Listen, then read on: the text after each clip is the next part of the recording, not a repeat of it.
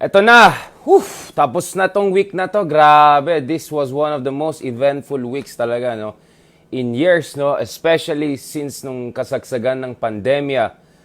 So, wow. Pinaprocess pa natin yan. And katulad ng sinabi natin kahapon, may pinuntahan ako ng medyo mahalagang meeting. May mga nakausap tayo ng mga some people who really know things, who are in the know, in the loop, no? At people from some of the prominent families, we're not gonna name drop, so talagang magdamag yung usapan po namin. Kaya kanina hanggang umaga, gising pa ako, talagang pinaprocess ko pa lahat Kasi grabe, sabi ko nga, nasa isang very serious historical juncture po tayo. Grabe, like yung gravity po ng etong eleksyon, yung gravity ng responsibilidad sa susunod na administration, yung gravity ng inspirasyon sa iba't ibang kampo, yung gravity ng yung commitment ng opposition para ituloy yung kanilang laban para sa mas magandang kinabukasan para sa ating bayan. Lahat na yan ay talagang grabe, no? Nakapagpahinga tayo ng konti kanina, pero pinaprocess natin. So today, I'll quickly talk about some sort of a recap tayo dito sa very crazy week na meron tayo so far. I will discuss once again mga latest development at saka overall basa ko dito, assessment natin dito sa sitwasyon sa kabinete ng incoming duly elected President-elect Ferdinand Marcos Jr. No? Pag-usapan po natin 'yan kasi mahalaga po 'yan yung motto na unity, no? Talagang yung pagkakaisa. Mukhang there is increasing this indication that there is indeed some sort of sincerity behind that in terms of getting some people across the political spectrum doon sa kabinete na incoming President Ferdinand Marcos Jr. Of course, pag-usapan din natin yung duly elected Vice President Leni Robredo's speech kahapon sa Ateneo at saka yung kanyang anunsyo na magkaroon ng formally yung Angat Buhay essentially movement at launch, no? Para siguraduhin na itong pink movement po ay may sustained momentum for years to come at saka magkaroon ng sapat na epekto para sa tunay na pagbabago para sa ating bansa, no? So kung titingnan mo, parehas na kampo, no? Parehas na kampo. Please understand where I'm coming from. Naintindihan ko, parehas na kampo, no? Talagang may sinceridad dito para magkaroon ng radical transformation. Again, they don't agree on what to do. They don't agree on which kind of leadership. May iba po yung narratives ng ibang kampo. I'm not drawing a moral equivalence here. But I think yung sense ng magnitude of responsibility and pressure ay malakas sa parehong kampo, no? So this is a very, very important juncture sa ating kasaysayan. Honestly, guys, bati ako, I'm not involved in any of negotiations or discussions sa any of the camps, no? But even just being privy and just being in some ways as a public intellectual involved in discussions of the lay of the land, where the country should go, I feel the gravity and pressure, right? Kasi kung talagang may pakika, guys, kung talagang may pagmamahal ka sa isang bagay, whether sa relasyon, sa bayan, sa pamilya, you're gonna feel the anxiety and pressure, whether malayo ka or malapit ka, no? So I'm telling hanggang umaga kanina talagang iniisip ko talaga, wow, daming kailangang ayusin, daming kailangan gawin para magkaroon tayo ng sapat na magandang, sapat na response dito sa mga problema nating bansa at saka magandang trajectory para sa ating bansa. Now, nalaman ko kahapon, ayan na naman, nagsabay na naman kami ata ni Leni nung FB live ko. Kaya napansin ko, bakit yung feeds ko puro mga kapatid natin dyan sa unit team, no? Sabi ko, wow, lahat pula, purong pula. Tapos may mga isko-isko. Sabi ko, saan na yung mga rosas? Yung pala, nalaman ko mamaya, may speech na naman si ma'am na sumabay sa akin. No? Hindi ko sinisisi si duly elected Vice President Leni Robredo. Sinasabi ko lang ng weird na nagkataon. Second time yata this week, no? Na nagkaroon ng overlap. Kaya kahapon, po, dun sa ating speech, yung live po natin, ang karamihan po na nag-comment sa atin po, yung mga kapatid natin na bumoto kay duly elected President-elect Ferdinand Marcos Jr. Humabol na lang yung iba na mga supporters naman na duly elected outgoing Vice President Leni Robredo. So, mukhang maganda po. Medyo malawak na po yung ating audience. Marami pong nakikinig sa atin dahil siguro nakikita nila na may saysay yung ganitong pag-uusap at saka pagsusuri sa ating politika at saka sa mga pwede mangyayari sa ating bansa Kasama po dyan yung kabinete ni incoming duly elected President-elect Ferdinand Marcos Jr. No? So unang-una, magsimula po ako dito sa mga overall take ko. Okay, now seryoso tayo. So hindi ako magyayabang yung mga ganon. Yung mga ano lang, trash talk lang naman yan. Of course, sa pagkaalam nyo, marami tayong nakausap na mga media outlets all across the world. Again, hindi ako nagyayabang. BBC pa lang, naka-4 na interviews ako dahil sa election na yan within a span of 2 days or so. So, in a way, nagbigay po ito sa akin ng konting perspektibo dun sa pananaw ng mundo po sa parating na administrasyon sa ating bansa. And I would say, dahil active din po tayo on Twitter at social media, nakikita din po natin, medyo God willing, mataas din ang engagement natin sa Twitter. So, nakikita po din natin yung response at saka yung mga usual headlines at saka usual narratives ng meron ng mga international community ukol sa ating bansa. Of course, some are very negative. For instance, sa Alemania po, meron sila na parang there was a title by one of the newspapers saying the greediest dynasty is yet to return. Of course, I translated it from, this is not the German, I'm translating English. Yung iba dyan, sinasabi na, ay, ito.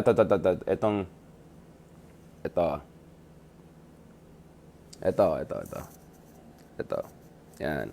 Nakita niyan? Ayan. So, the Gerigste Dynasty der Welt ist zurück. Right? So, this is the German newspaper way of putting ano nangyari sa ating bansa. I see also online still a lot of voter blaming, right? Among other things.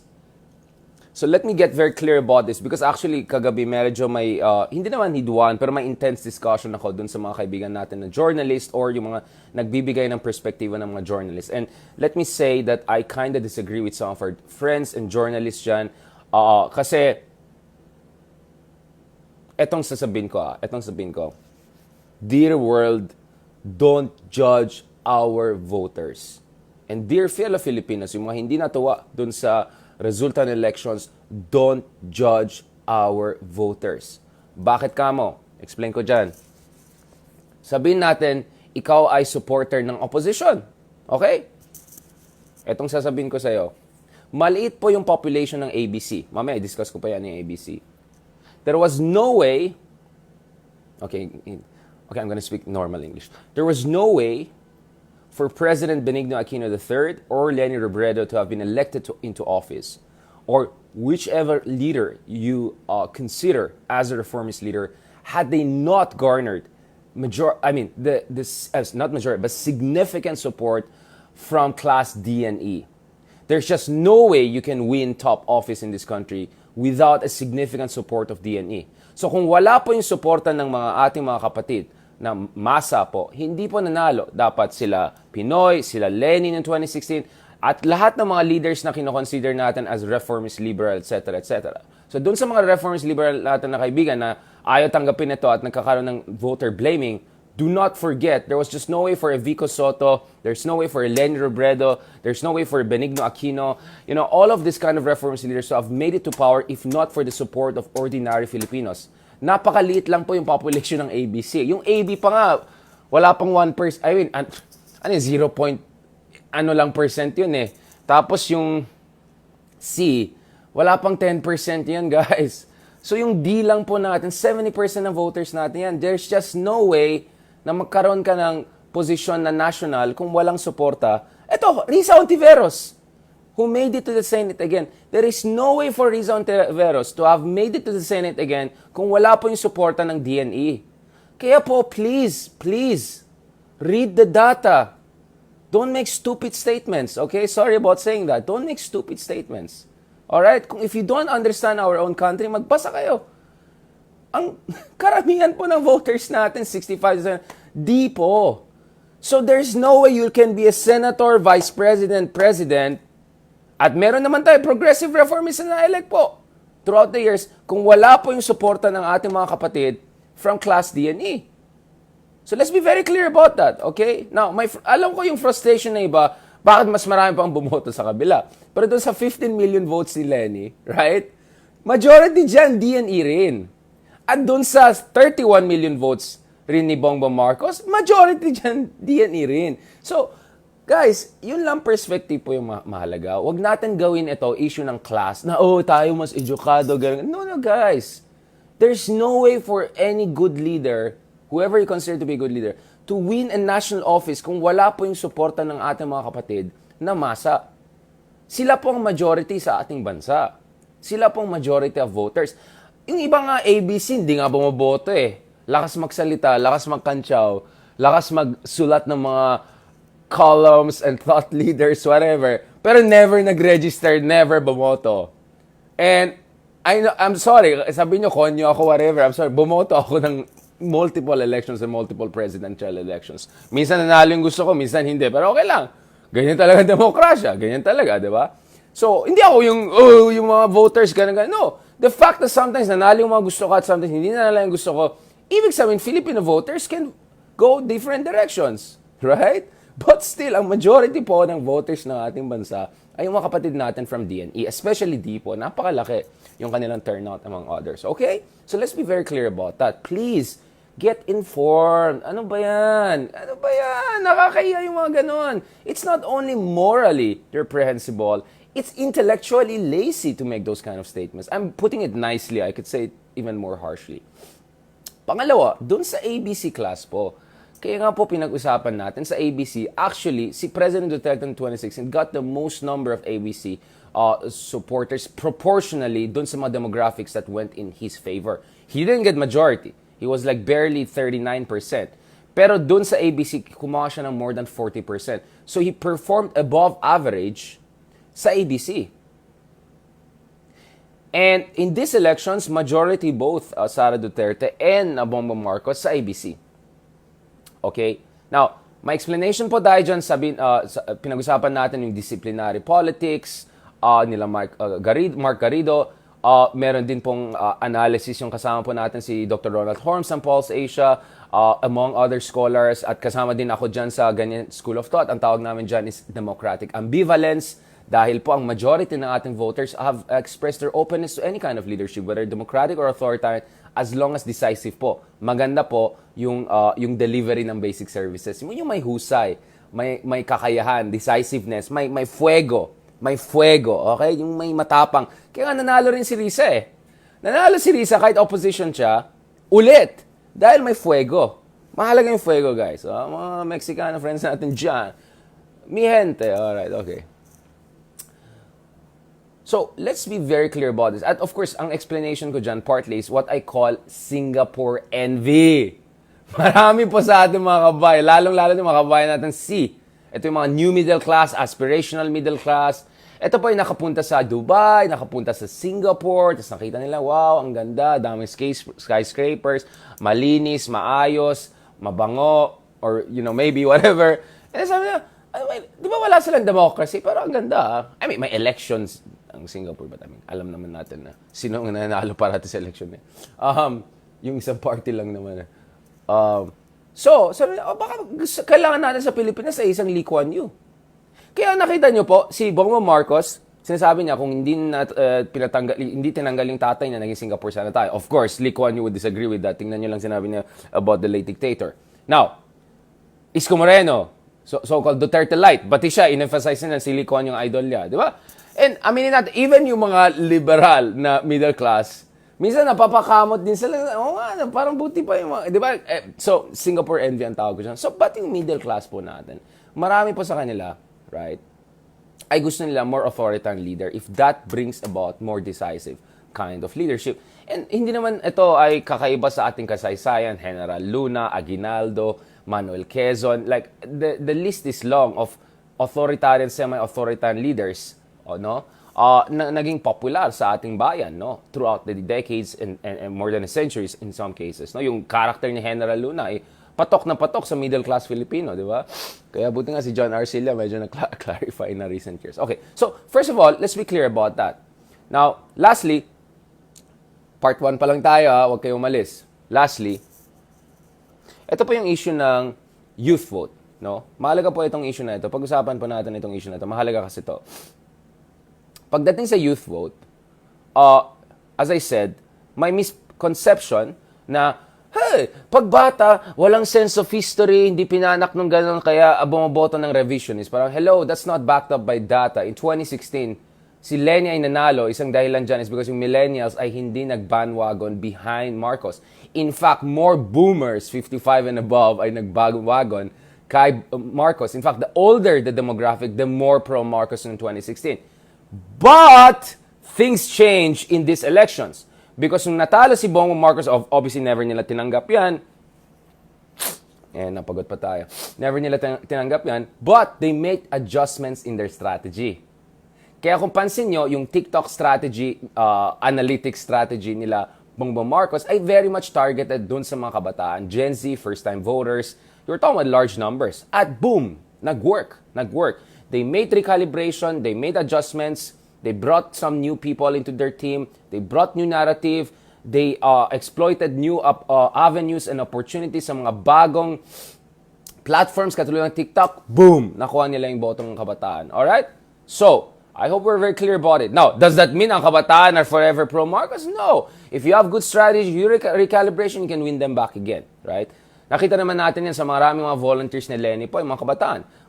Marami din tayong alam na mga supporters ni Isko Moreno or yung mga second choice silang si Isko Moreno ay mga kabataan po. So, let's keep those things into context. Alright? Let's keep those things in perspective and let's not forget the data-based context. Alright? Hindi marites, hindi kalokohan. Alright?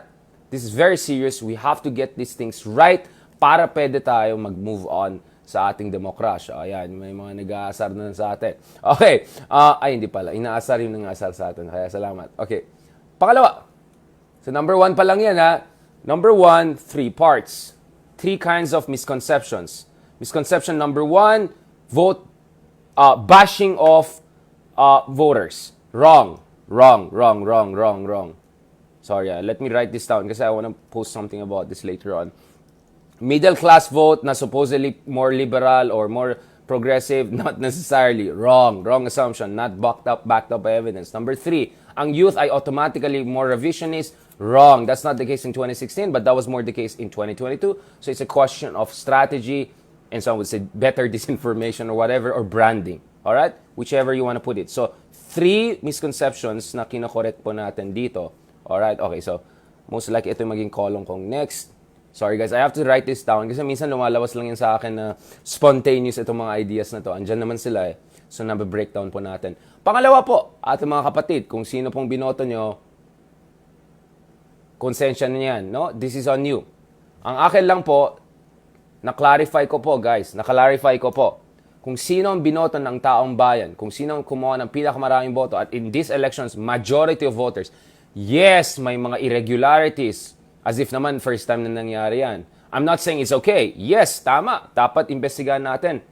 But to presuppose that the gravity of the irregularity is large enough to turn over a 16 million difference, you don't know what you're talking about. I'm sorry. 31 million po ang boto ni duly elected President Ferdinand Marcos. Napakalaki po yung agwat. Okay? Now, 15 million votes is not small for Lenny. Lumaki pa nga yung vote niya compared to 2016. Much better than what happened with Binay. Talagang nag-collapse yung vote niya from 2020-2016. But come on guys, legit dapat tayo. Now, kaya na-clarify ko guys, na eto na, tapos ng elections, meron na tayong presidenteng bago, at wala pang ilang araw, ayan na, meron na tayong mga, recap na tayo, meron na tayong mga The Moves! Show who's the boss! Boom! Yan. So may ano na tayo kaagad eh. May mga boss moves na tayo agad guys. Wala pang ilang araw lang. Yan. Kaya sabi ko yan.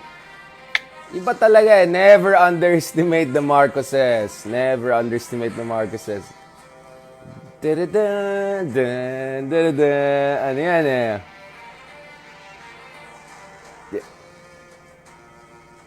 Yan. Kumbaga, Lannisters ang mga Marcoses, okay? Lannisters sila. They know power. They have been there. Okay, King's Landing, they have controlled that for a long time before. And they have been knocking at the King's Landing for quite some time. Lannister po sila, okay? So, they know national politics very well. At in this case, show who's the boss kaagad yung mga moves ni Bongbong Marcos. And I think, whether you support him or not, you should like that. You want the president who is his own man or her own woman kung meron tayong babaeng presidente, right? So, for me, that's a good move. That's a good move. Pinakita kaagad ng ating incoming president na he's gonna be his own guy. Thank you very much dun sa mga nagsuporta sa ating unit team. Thank you very much sa mga lahat ng mga bumoto sa akin from Mindanao, ating mga kapatid ng Bisaya, etc. At the end of the day, I am the president. Alright? I am the president. I call the shots. Thank you very much dun sa ating tita na tumulong dun sa unit team formation para hindi tumakbo yung isa laban sa akin. But thank you very much. Ako yung presidente. No, you're not gonna get the Speaker of the House. Boom. Okay? Ang kukuha dyan, ang ating yung mga trusted allies and relatives in this case, Martin Romualdez. Okay, boom. Alright, boom kaagad. Okay, gusto naman ng national defense. Maybe sinabi ko noon, yes, but now, no. Kunin mo, DepEd. Boom. Yan, move kaagad, right? Show who's the boss. Show who's the boss. President. Presidential. Make your own decision. You are your own man. Okay? So, hindi na tayo kailangan magkamot ng ulo. Sino nag-control dyan? Sino nag-ganyan dyan? No. You know that President-elect Marcos Jr. will call his own shots with his own, obviously, inner circle. Right? Kasama dyan sila Attorney Vic Rodriguez, incoming First Lady, etc. So, given na yan, we know that crowd, right? At yung mga kaibigan nila, yung mga supporters, at yung mga trusted allies and relatives, Martin Romualdez, among others. Okay? So, pwede natin pag-usapan yan. Now, interestingly, I'm not gonna tell you where this came from, but di ba, pinag-usapan natin, di ba, meron tayong update na naman dyan, na hindi ko na-control yung sarili ko. Naalala niyo yung kay Ma'am Cynthia Villar, di ba, yung mga... Okay, so obviously si Ma'am Cynthia Villar, since 2019, mamaya na tayo mag-adlib, magagalit ng mga tao. Ba't ka dami mga adlibs? Diretso ka na. Oh, sige, okay, diretso na ako, no problem. Okay, boom, we can go, right? No problem, no issues. So alam natin si Ma'am Cynthia Villar has been in the running for SP since 2019 when she topped the race. Pero andun si Tito Soto. Hindi Tito Boy Soto, Tito Soto, alright? Just to be clear about Tito Soto, okay? Itbulaga, okay? Siya po ay leading. So hindi na nakuha dahil majority dyan sa Senado gusto nila si Tito Soto because Tito Soto is known to be very collectivist, consociationalist. Ayan, guys, ito yung term consociational leadership. Consociational leadership, meaning you decide major issues as a group. Parang, let me give an example. Alam mo yung the commission ni, Corleone, yung the commission na ginawa niya, yung 7 big groups, yan. That's what you call consociational leadership, right? Okay, so he's much more collectivist, consociationalist. Alam natin, of course, si Senator Cynthia Villar is quite a feisty character. So siguro yung iba dyan, mag-research muna kami dyan. Okay, mamaya muna kami pagalitan. Now, interestingly, there are 3 other alternatives that still could make this not automatic for Cynthia Villar. The number one alternative could have been, and I've already been speculating about that, is Loren Legarda. So obviously Loren Legarda has been in the game for a long time. Now she's back. But she's not number one. I think si Loren Legarda was thinking, si Tulfo talagang kalaban niya. Not knowing there's a Robin Padilla there. So she didn't make it to number 1. And I think yung agwat ng number 1, Robin Padilla, and number 2, Loren Legarda is medyo malaki. So I think Loren Legarda is out of the race. Had she been number 1, I think Loren Legarda would have made a tough run for the Senate presidency. Yung pangalawa po, pinag-usapan natin at nasa media na po yan, openly naman din discuss na yan, ay Mig Zubiri, na anditong kampo, nasa kabilang kampo, etc. At nakita ko po siya doon sa meeting de avance ng unit team nung dumalo po tayo nung last Saturday. His number, I think, is top 5, if I'm not mistaken. Top 5 si Mig Zubiri from Mindanao, etc. Also long time in the Senate. Maybe he can get, if he has... So may pagka Tito Soto rin si Mig Zubiri na medyo charming, consociational. Again, guys, I'm talking politics here, okay? So please, let's not go into... Okay. So, may aspect na ganun. But, there's a other candidate, third alternative candidate, na hindi masyadong pinag-usapan. At ito po ay si Sonny Angara. So, as you know, Sonny Angara, anak ng dating Senate President Angara, right? Senate President Angara, UP President, Ivy League graduate, young, charismatic, kind of Macronish, etc. Now, of course, I understand he's come under criticism, etc. by some counts for his with President Duterte, etc. But he wanted to survive, right? Because ayaw niya mangyari sa kanya nangyari kay Ralph Recto, di ba? Yung pinasan nila yung tax reform, right? Okay.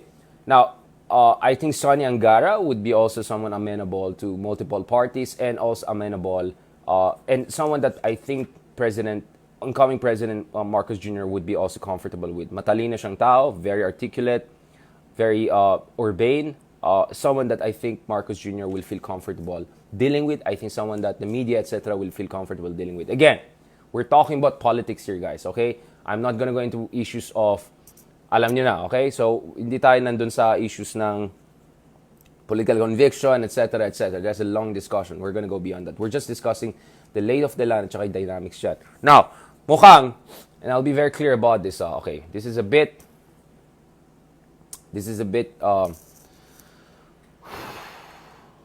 paano ko sabihin yan? Hindi, alam ko naman. Sir, palma lang, sir. Unity, sir. Okay. Alright. Okay, go tayo. Sa pagkaalam ko, President-elect Marcos Jr. wants to have an ace team, just like his father. He wants to get the best economist, best diplomat, best finance people possible dun sa kanyang kabinete. He wants to show hindi lang power in the coming weeks, but also show that he wants an inclusive, really unity-based cabinet. Yung purong unity na vague, well, the best way to operationalize it, concretize it, unang-una pa lang is dun sa composition ng cabinet. So kahapon po pinag-usapan natin yung multiple candidates na pwedeng pumasok dun sa Department of Finance, including former Finance Minister Purisima, Cesar Purisima. Pinag-usapan din po natin ang mga potential people sa Department of National Defense. Si Gibo's name is there, of course, after 1 year, pag nag-lapse ng restriction for losing candidates. DILG, mukhang I'm not sure Isko could be in the contention again. I think Abalos could keep that for quite some time, considering yung central role niya doon sa election campaign ni President-elect Marcos Jr. At of course, yung Department of Foreign Affairs. Alam natin, may isang SMNI regular analyst na pinaposition na yung sarili niya to be the next DFA secretary nung debates pa lang. Alright, if you really paid attention, you would know what was going on. But it looks like there are two other people in contention. One a career diplomat and one a kind of appointee but a very high-level appointee. Yung ambassador natin sa America, si Babe Romualdez, right? So I think, I have been made, or my hypothesis has been confirmed by some other people who are in the know, in the loop, na indeed President-elect Marcos Jr. really wants to get an ace team. May mga vloggers na gustong pumasok dun sa mga ibang cabinet position, etc., etc. But I think within the BBM inner circle, there's an idea that you don't want to have a cabinet run by a lot of, alam niyo na, yung tatay-style cabinet, alright? Yung gusto natin, medyo high-level cabinet, alright? Including yung mga secondary positions, press secretary, etc., etc., right? Okay.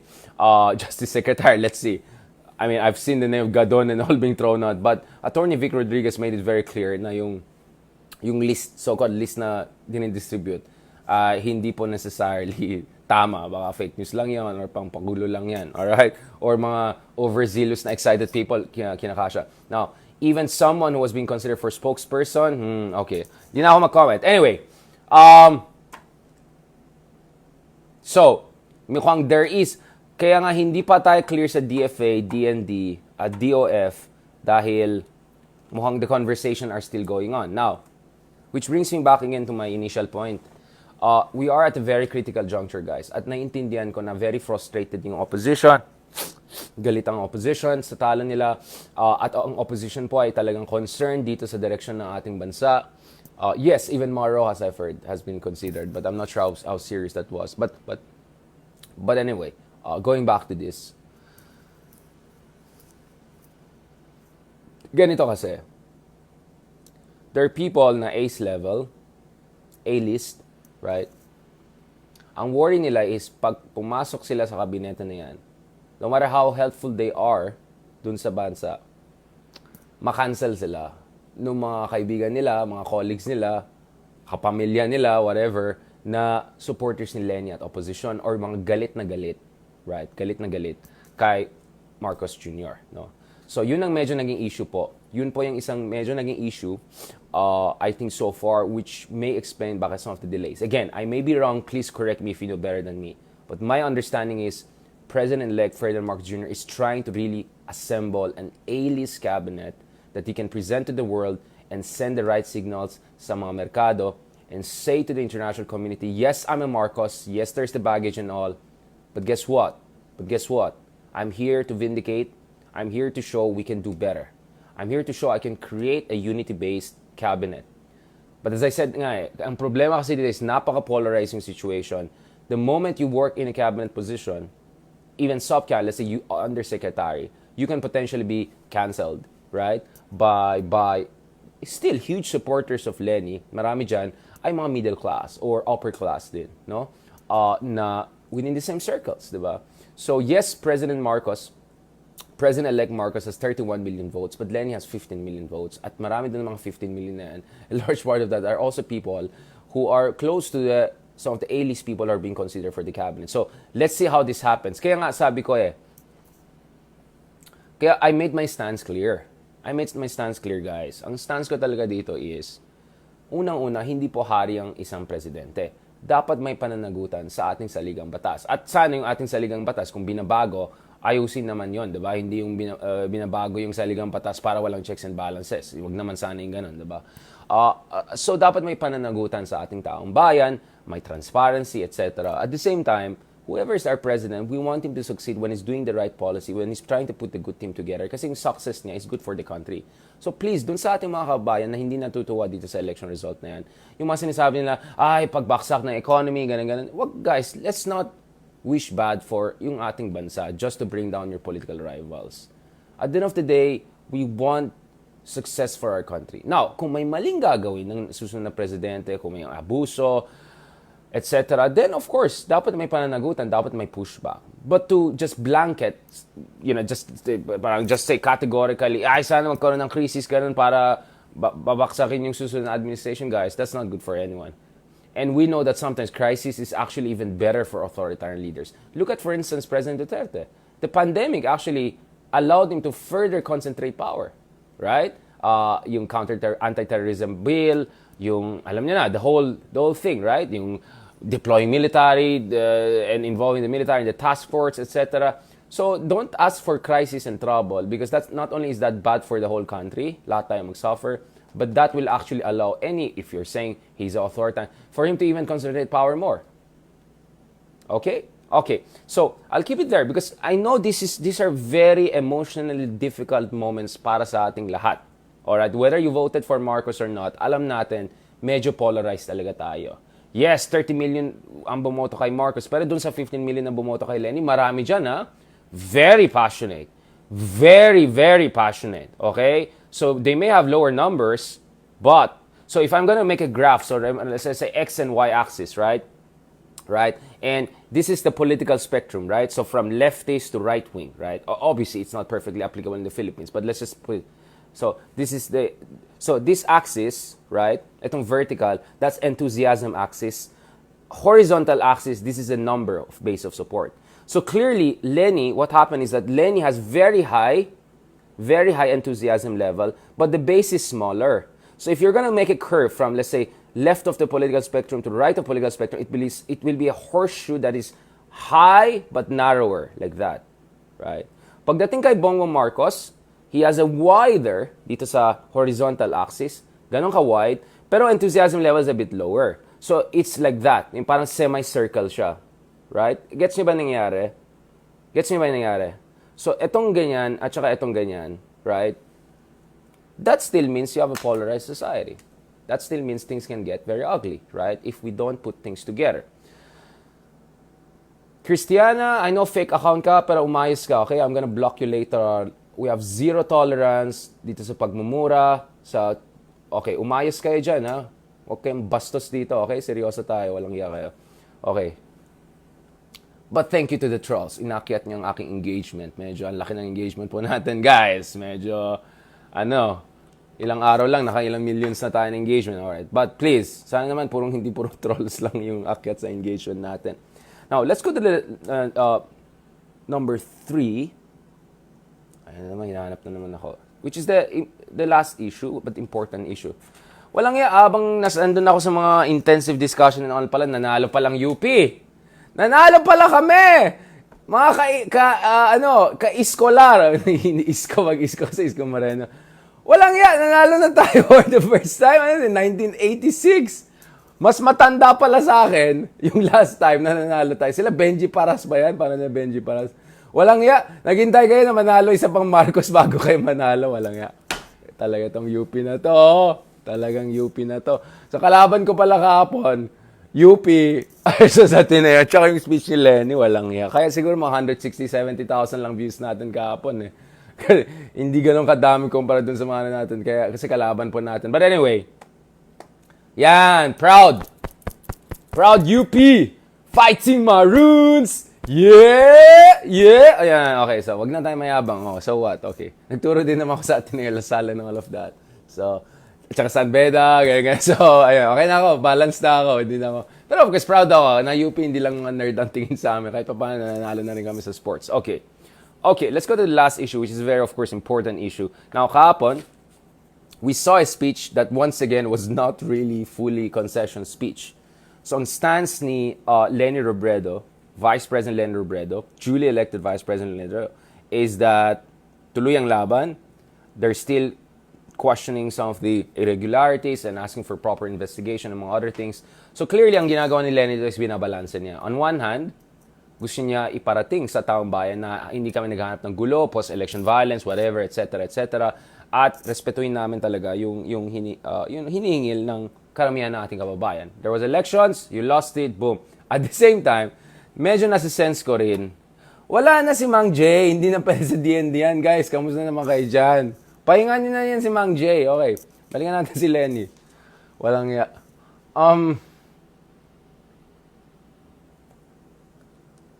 But at the same time, Lenny also knows marami siyang mga medyo, I don't want to use the word extreme, but a little bit overzealous supporters who never want a concession speech. At they want to question the mandate of Marcos Jr. on other grounds. Not necessarily election count, but accusations of vote buying, disinformation, essentially na-hack daw yung ating democracy, so he'll never be a legitimate president to them, right? So, okay. So I think Lenny's trying to find a fine balance between those two, but it's going to be a difficult fine balance if she's just going to try to keep this on and on and on once na-inaugurate na yung duly elected president, Ferdinand Marcos Jr. Okay. Anyway, if that's your way of keeping the fire, well, you're giving the Marcoses the taste of their own medicine. Kasi 2016, yun din ang ginawa nila. Talo sila, ilang beses sila natalo sa Supreme Court, pero never nila tinanggap yan. So, they kept the fire going by questioning the mandate of Leni Robredo. So, is this going to be a return of that favor and saying, okay, this time, we're not going to accept your mandate. Hindi kami maggugulo, hindi kami gagawa ng gulo, but we're not going to accept it and that's going to be our fuego, right, to keep moving forward. Okay, if that's your strategy, then so be it. Right? So be it. But yun lang. We have to make sure the polarization doesn't get out of control. Because usually when things get crazy, it actually helps authoritarian leaders. Okay? So just to put things in the context. So ito po yung speech ito po yung highlight dun sa sinabi ni Vice President, duly elected Vice President Leni Robredo, dun sa kanyang mensahe kahapon sa Ateneo de Manila University. On the first, ito. So unang-una, meron po siyang clarification. This day is not an ending. Hindi po tapos ang laban, but the start of a new chapter. So, bagong kabanata, no? And we will all be together in writing it. Let's all light each other's path. So, in short, she's signaling to her 15 million voters na hindi tapos ang laban. We may have, parang round 1, 2016, round 2, 2022. Who knows? There could be a round 3 in different forms. Remember, guys, if magkakaroon tayo ng constitutional change, President Marcos can become a prime minister and then he can stay still, right? Okay. Right. So, may pagka-fuego din. Yan talagang theme ko, guys. Fuego, right? Fuego, fuego, right? Hey, Darian. Zaddy, fuego, Zaddy. So, sinabi ni Vice President Leni Robredo, on the first day of July, so meron din siya anunsyo, we will launch Angat Buhay. Alright, ito na naman tayo. Yung mali yung mga stress ko sa Tagalog. Angat Buhay, Uplift Lives in English, as an NGO. So, ito yung non-government organization. Yun ang sinabi niya dun sa mga kakampings niya. At mag-establish siya, sabi niya, the widest volunteer network in our country. She should have said in our country's history. I don't think we have seen anything like that. We'll continue to help those in the margins of our society. Right? Now, let's get to this. Let's break it down at the third part of our discussion. So, medyo intensive tayo. Boom, boom, boom. Right? We went multiple levels. Katulad ng sinabi ko, first of all, the important thing for the opposition is to put things into context. Unang-una, they have more votes than Mar Rojas in 2016 by almost 50%. So Mar Rojas under 10 million, Leni almost 15 million. That's a 15% increase. Now, obviously, tumaas din yung numbers ng voters. But still, considering how the brand of liberalism is really in trouble, that's an interesting increase. Number two, Vice President Binay, former Vice President Binay, can provide you a very interesting parallel. In 2010, nung nanalo siya, tingnan natin, ano yung numbers ni Vice President Binay, di ba? Nanalo siya, di ba? Nanalo siya dun sa Noibi, di ba? I want to get this precise, okay? Para hindi tayo marites, whatever. So, that's how much I respect you guys. We want to get everything precise. And please correct me if meron tayo mga... right? Okay.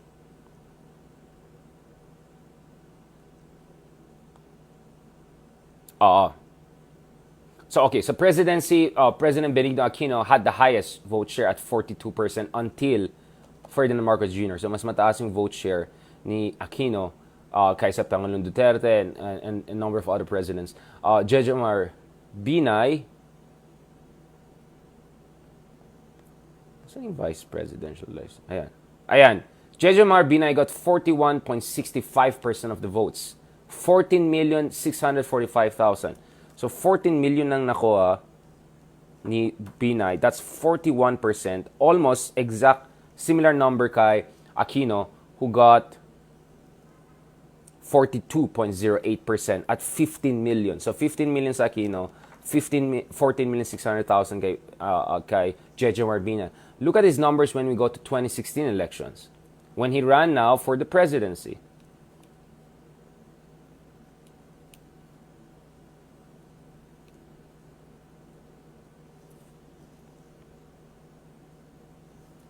So obviously alam natin si Pangulong Duterte nanalo with 39% of the votes, 16,601,000. That's 39%, so smaller dun sa share ni Aquino. But of course, the number of voters increased by 16 million. Mar Rojas, 9,978,000, right? Jejomar Binay, 5 million. So he was 14,645,000. At 41%, he goes down to 5,416,000 when he ran for the presidency, which is only 12%. So he slashed by a factor of 3. So 1/3, less than 1/3, 73%. Now, look at the numbers of Leni. She won barely 14% as vice presidential candidate in 2016. She's now close to 15 million votes as a presidential candidate in 2022. So, clearly, Leni is not on a downward trajectory per se, because she actually managed to increase the numbers both from Mar Rojas and also from her own vice presidential race against all odds. All odds. All right? It's a long list. Okay? That's something to keep in mind. But the third and the most important thing, what Leni oversaw, which none of the other opposition leader oversaw since Corazon Aquino, is the volunteer movement, the mass movement, yung kilusan ng mga rosas. All right? Okay. If you look at the volunteer movement, you're talking about tens of thousands of volunteers all across the country. napakalaki po yung number of supporters kay Leni Robredo na passionate supporters. Hindi yung mga nakikiuso lang, hindi yung mga nakikipag-cute lang, hindi yung mga hakot lang. Ito po yung mga passionate volunteers, right? Not to mention, many A-list celebrities, Piolo Pascual, John Arcilla, Vice Ganda, right? Ann Curtis, whatever, right? Ann Curtis, right? Kim Chiu, right? Exactly. Okay, sorry, I'm not very showbiz-ish, right? Alam ko artistahin ako pero hindi ako masyadong showbiz-ish. Okay, we can talk about like French film festivals, Cannes, mga ganun. But mga ano. Okay, ayan tayo. Troll na naman ako eh.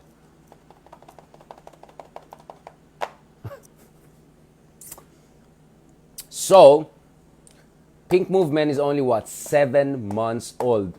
That's barely a toddler, right? That's barely a toddler. And it has shown so much potential as a toddler. Now, kung ikaw isang magulang ng isang toddler, 7 months pa lang nakita mo, walang iya, itong bata na to, nagtatumbling na, nakipagsayaw-sayaw na. Alam mo yung mga picture ng mga babies na nagsasayaw-sayaw? Wow! Saan din nakuha yun, di ba? Or mga babies na kung ano-anong ginagawa, wow, nagtatumbling, ganon. That's the Pink Movement. Yung toddler na medyo bibo masyado, parang wow. 7 months pa lang, ganyan na, nakakatakot na siguro kung mga 4-5 years old na yan. So that's the same thinking dapat. The thinking here is, wow, 7 months pa lang ganyan na.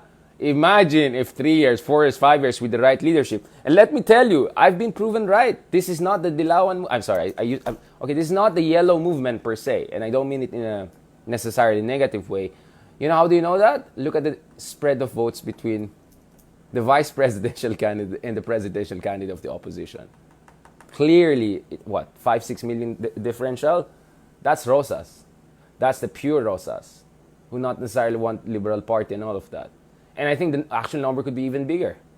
Probably out of 15 million of Lenny, 10 million is easily the new, excited Rosas voters who may not have even voted for. I know people close to me who didn't even vote before. They just registered to only vote for Risa. For Riza Ontiveros, for Lenny. But they also voted, of course, for Riza Ontiveros, right? And speaking of Riza Ontiveros, I think she should be there in the picture because she showed, my gosh, I mean, against all odds, Riza Ontiveros, misogyny, attack, fake news, yung yung may pelukang itim yung Justice Secretary, the IC Aguirre. Ayan, against all odds. She made it. She still got re-elected. What, 1-2 million more votes than Jinggoy? I mean, come on, guys. Come on. In fairness. Andun din si Vico Soto. I know may mga nagka-cancel kay Vico Soto. Bakit he didn't come out in favor of Lenny, didn't call out Marcos Jr., etc. Come on, guys. Vico Soto is still also very much new. He wants to strengthen the foundation. Ang dami niya mga kalaban, etc. Of course, I would appreciate everyone to be more clear with their political convictions. But don't forget the lay of the land. Instead remember, politics is the game of addition based on conviction if you're fighting the right cause. Not the game of canceling right and left dahil hindi sila sangayon sa 100%. Okay? Okay. So, see, I was proven right. Sabi ko, marami bumoboto dyan, not for Liberal Party, not for Yellow Movement. No, they're there for Lenny. They're pure Rosas.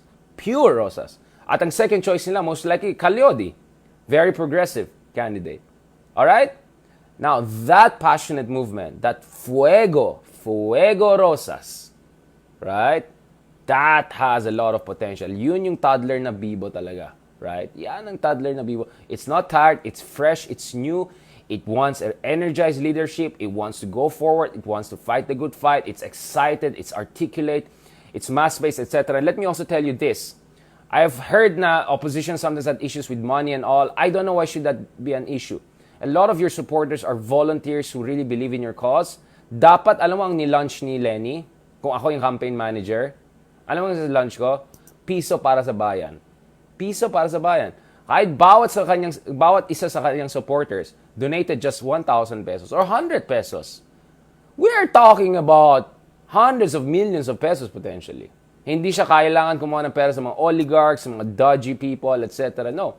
Piso para sa bayan. Yun po ang pwede niya maging crowdfunding approach, which by the way, ginawa ni Barack Obama when he ran for the presidency and ginawa rin ni Bernie Sanders. And Alexandra Ocasio-Cortez. If you don't want to be dependent on oligarchs or anyone, no comment na lang, or ill-gotten wealth, right?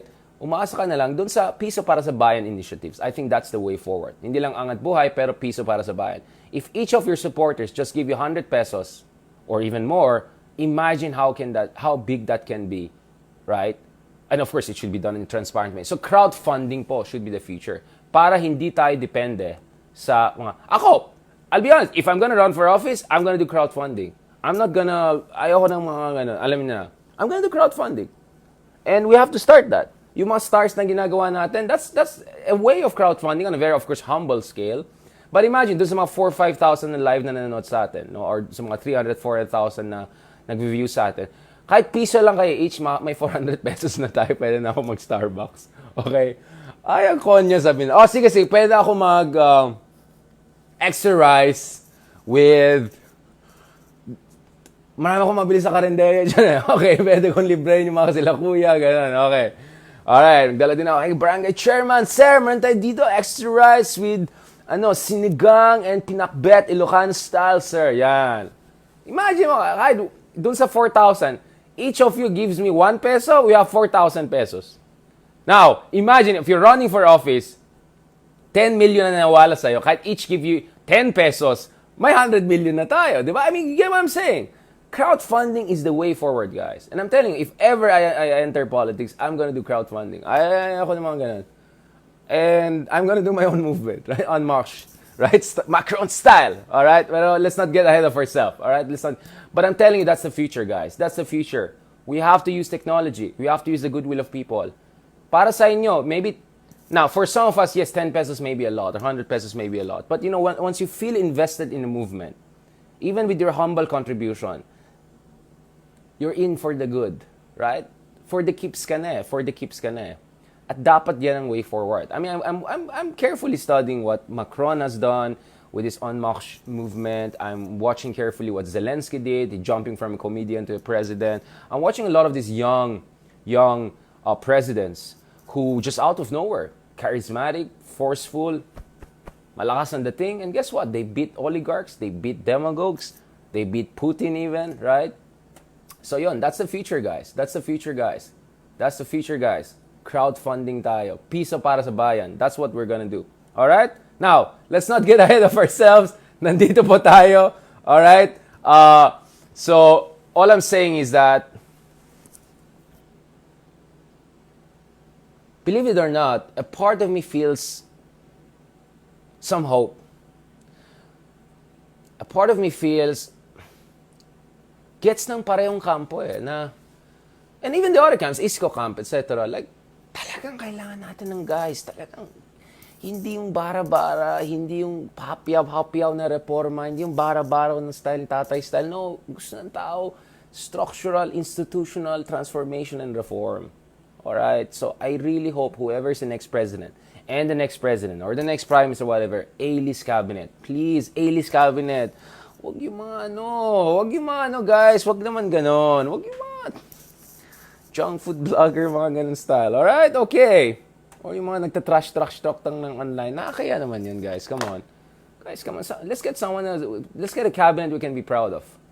Right? Let's be a cabinet we can be proud of. A cabinet that reflects the political spectrum. A cabinet that projects unity. And not only these elections, but for susunod na election. Alright? Kaya kayo, mga meta movement. Alright? Meta movement. Kahit sino sinusuportahan nyo, alam nyo pagdating sa akin saan ang puso ko. Alam nyo pagdating sa akin anong gusto ko para sa ating bayan. At ito, sabi ko pag, let's just say, hypothetical. Kung kunya, gumising ako yung presidente, ano mo nang gagawin ko? Imbitahin ko yung pinakamatatalino mga galing ng Pilipino from all across the country. All across the world. At we'll do big data analysis, we'll look at the issue. But hindi ako elitista, right? The second thing, town hall meetings. Lahat ng mga iba't ibang probinsya pupuntahan natin, papakinggan natin yung taong bayan. Kahit sino, punta lang tayong probinsya, hindi tayo mga feeling lang. Of course, there should be basic security kasi magkakaroon tayo ng maraming kalaban. If we want good change, many people will hate us. So we'll have some basic security and support. But pupunta tayo sa bawat probinsya sa ating bansa. Tapos medyo ayusin ko yung Ilocano ko para medyo maganda yung Ilocano ko. Medyo matuto tayo ng konting Bisaya, medyo matuto tayo ng konting Waray. Tapos dun sa mga kapatid natin Muslim, ganun, konting Arabic, ganun. So, my point is, we have to do that. We have a president of the people. A president who's active, who's young, who's progressive, who's aggressive. You know what I'm saying? And a president that once he gives speeches, you can be proud of that president. A president, when you see him in the United Nations, he gives a speech, a soaring speech, it burns into your memory, right? And someone who can really put the social fabric of the society, really, to make sure solid tayo bilang isang bansa. Yes, meron tayong disagreements and all. But at the end of the day, we're in this boat together, right? This is that kind of leadership we want. Fuego. Alright? Fuegong leadership. Yun pang kailangan natin. We're seeing that all around the world. New Zealand, Iceland, Slovakia, Ukraine. Sige na nga, Macron. Sige na nga, Justin Trudeau. Sige, fine. Lagay din natin yan. Fuego. Yeah, guys, yun ang gusto natin. Decisive leader. At medyo alam nyo na this, alright? Okay? So yun, that should be the future. Piso para sa bayan. Para di tayo umasa sa mga oligarchs, hindi tayo umasa sa mga kung sino-sino dyan. Muntik na ako name drop wag na. Okay, alright. Hindi tayo umasa sa mga ibang powers, etc. No, we will run our own campaign with our own funds, right? Piso. Akalain mo, kung meron kang supporters, 1 million lang 1 million sa una. If each of them just gives you 10 pesos, meron ka ng 10 million. And of course, pagdating sa crowdfunding, it can be done, guys, in a very transparent way. May technology na po tayo. Makikita niyo saan pupunta yung pera, everything can be traced. Walang kalokohan, no? So, blockchain strategy. You can use a lot of technology to make sure. Alright? Almost, ay, biglang may tumatawag sa akin. Alright, guys. Kamusta po, Alright, guys. I'll keep it there. I hope may tanong kayo or something like that. Meron ba kayo tanong? Let's keep it there. Yeah, People's Council, Town Hall Meeting, crowdfunding. That's it, guys. Guys, don't give up. And if you're believing in a good leadership, the next president, go. Encourage good presidency, good administration. Go tayo. Wag tayong depressed, Alright? Maraming salamat. Thank you very much, guys. Talk to you soon. Alright? May mga tanong ba kayo dyan? Alright, serious na tayo. Wala na mga adlib masyado. This is it.